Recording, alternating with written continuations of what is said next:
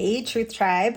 I am here today to talk about 5 tips that can help us learn to bond in a healthy way. In order for us to have good, healthy relationships, we need to be able to have a nurturing ability with other people. People that are neglected in their childhood have this inability to reach out and really have a healthy bond with their friends, with their families.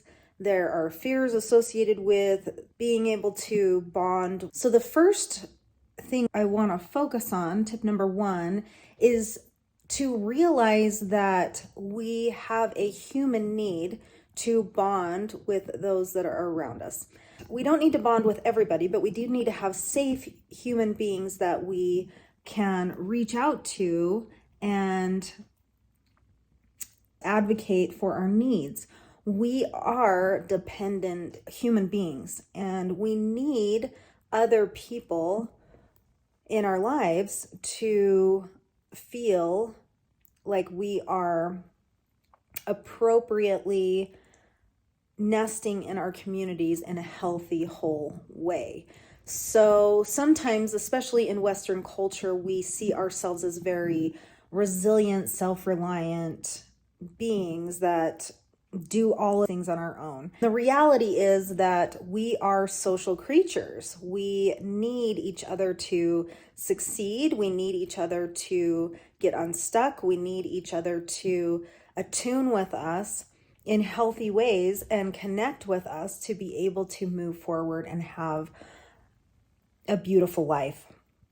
In fact, Harvard did a longitudinal study, and the number one factor, the very top factor that was a predictor of health, wellness, success was human relationships and the quality of the human relationships people had around them.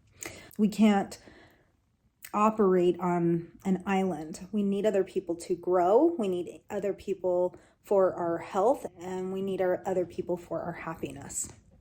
The second tip that I would give you is that oftentimes there are protective mechanisms in place that prevent us from reaching out and advocating for ourselves.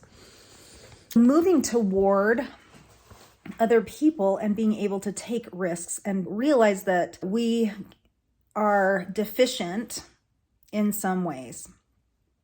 Not deficient like we are bad, but in order for us to grow, we have to recognize a gap.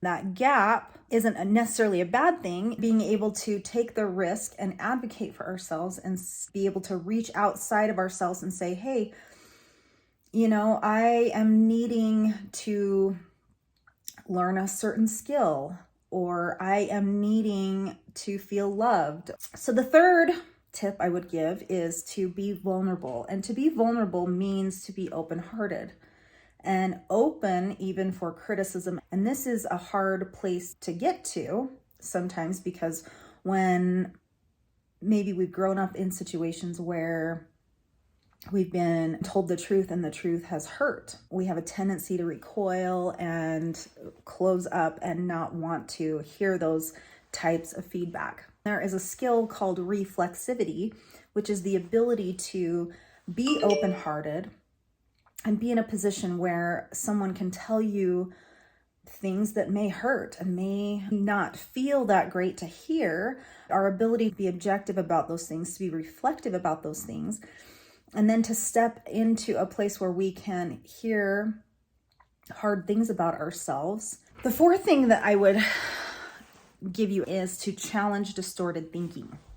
So distorted thinking, we all have it. We all have ways that we have learned to think. And if you are struggling with learning how to bond with other people or struggling to reach out for help with other people, sometimes that stems from abandonment fears, or it stems from some sort of pattern of thinking that is unhealthy.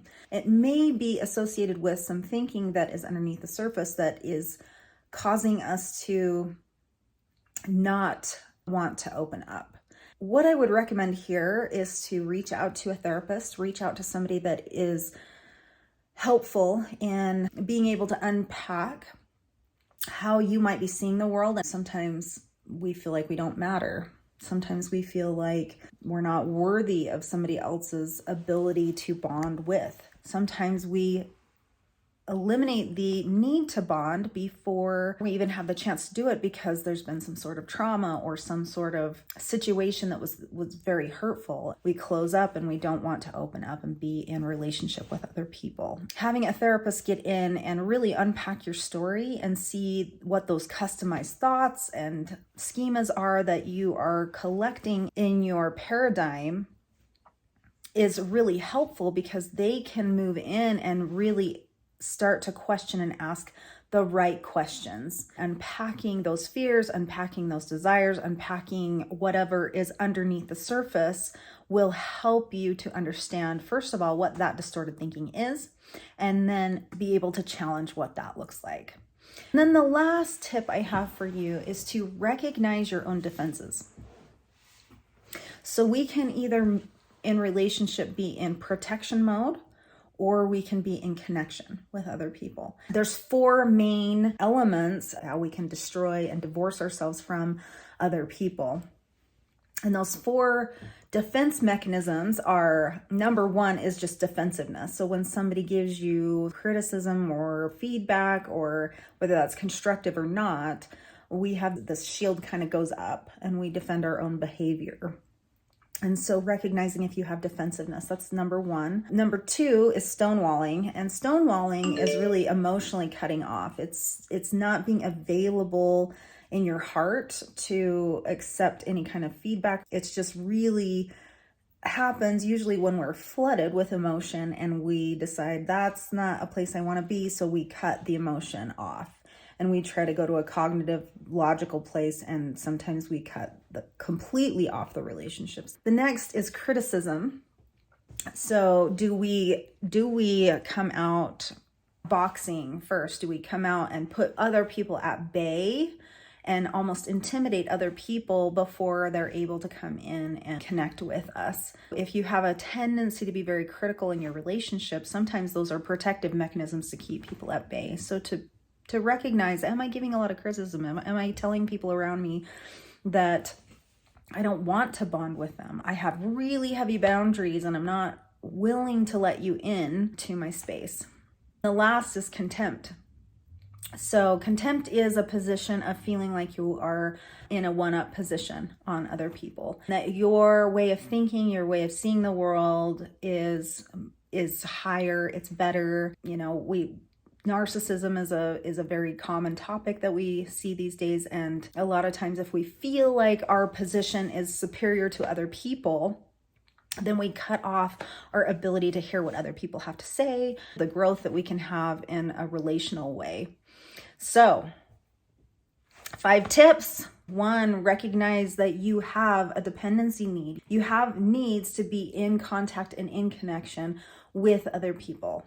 2, take the risk, move toward advocating toward those needs. Even if it's uncomfortable, take that 30 seconds of courage and move toward other people and reaching out for the needs that you have.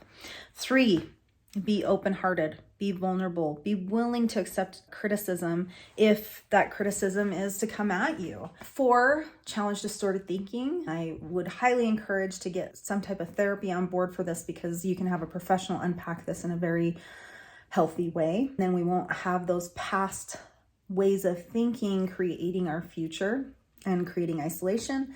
And 5, recognize those protective mechanisms that are coming up: defensiveness, stonewalling, criticism, and contempt. So I hope that was helpful for you. If you are struggling with being able to reach out and have healthy connections, I do have consultation services. I have counseling services. If you click on the links down below, you can connect with me. Share this video if you feel like it was helpful for you or helpful for somebody that you think might need it. Thanks.